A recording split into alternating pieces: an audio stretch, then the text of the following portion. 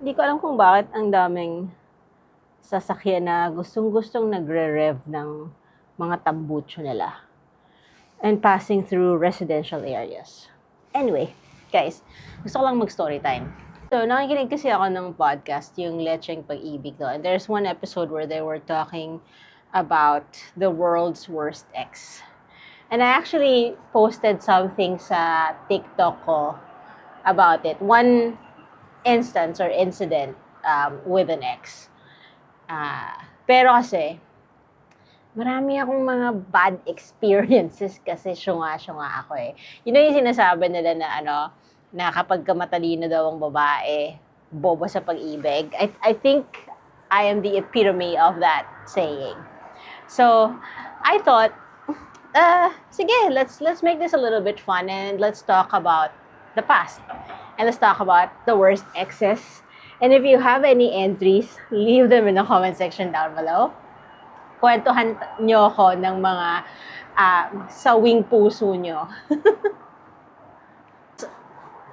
Start ko yung una. Ito. Circa 2005. Yeah, so circa 2005, Jowa Bells. Nasa call center siya. I was with another corporate entity. And at that time, I was earning more than he was. And I got a Dolce Vita credit card. Nakiride si Kuya. Sabi niya, gusto niya kasi, I think yung Motorola Razr yun eh. Flip phone.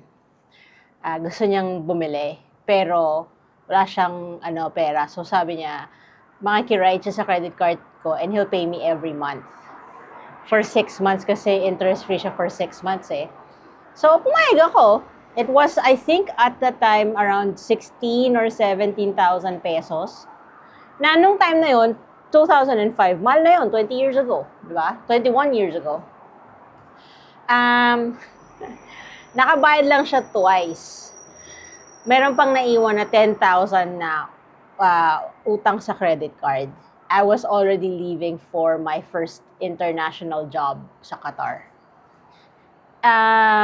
Medyo nag-away kami kasi ayaw niyang umalis ako. Eh ako, wala akong nakikitang future sa Pinas. Sabi ko, hindi tayo aasenso kung ganon. So, I decided that I was gonna go. And, ultimately, binigyan niya ng ultimatum. Pagka umalis ako, wala na kami. Sabi ko, okay. And then he started ghosting me about yung credit card. Hindi niya binayaran yung 10,000. Alam niyo, nag-calculate ako. If we were gonna factor in inflation, tsaka yung 3.5% interest ng credit card, compounding interest, yung value ng inutang niyang 10,000 pesos sa akin, sa credit card ko, is now 71 million. 71 million pesos. Kung ipapatong ko yung compounding interest dun sa 10,000 na yon plus yung converting to inflation. Inano ko yan, chinat GPT ko para ma-calculate because I cannot do that by myself. So, ganun, iniwanan niya ako ng utang. Ganon. Kaya kayo, kahit ganon yung gusto yung jowa nyo, huwag kayong papagamit ng credit card dahil pag naghiwalay kayo, utang nyo yan. Okay? Yun. Yung kinuwento ko sa TikTok was an ex. Yung ex na before itong asawa ko. And itong si Mokong, he was separated from his wife. Pero hindi ako yung reason ng separation hiwalay na sila. Meron siyang ex before me. Yung ex before me, yun yung dahilan kung bakit sila naghiwalay ng misis niya. Now, this whole time, I thought okay kami. He was sobrang seloso, very possessive, kind of controlling. Akala ko ganun lang siya kasi he loves me so much. Hindi pala.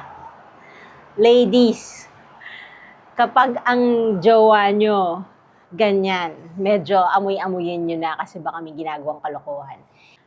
Itong si Jowa Bells, kaya pala ganon. Kasi, Sandali lang kami, by the way. Mga March. Tama. 2 months lang. 2 months lang kami. And it was right after our 2-month monthsary ko nalaman. Dahil, sinabi sa akin ng mutual friend namin. So, the whole time pala, nakikipagbalikan siya dun sa ex niya. Yung ex niya nasa Singapore, kami nasa Qatar. Nakikipagbalikan siya, nagme-message sila sa Facebook Messenger, ganyan. Tapos syempre tinatanong ng babae about me. Kasi nakikita niya may mga post kami together eh. Tapos sabi ni Kuya, nag-threaten daw kasi ako na magpapakamatay kapag iniwan niya ako. Kaya hindi niya ako ma-break. Ganon. And I know this kasi nga, there was one time na naiwan niya yung phone niya sa bahay nila and may usapan silang magla-log in siya at mag-chat sila. So, nanghiram siya ng phone. Nag-log in siya sa Facebook niya dun sa phone ng kaibigan namin. At hindi ko alam kung tanga lang siya talaga or sinasadya niya para may magsumbong sa akin para malaman ko na and I will be the one to break it off, diba? So, yung ginawa niya, nakalimutan niyang mag-log out. Nung nakita nung common friend namin yung conversation, syempre sinabi sa akin. Pinakita sa akin yung convo and I read the whole thing. Si Kuya ginagaslight pa ako.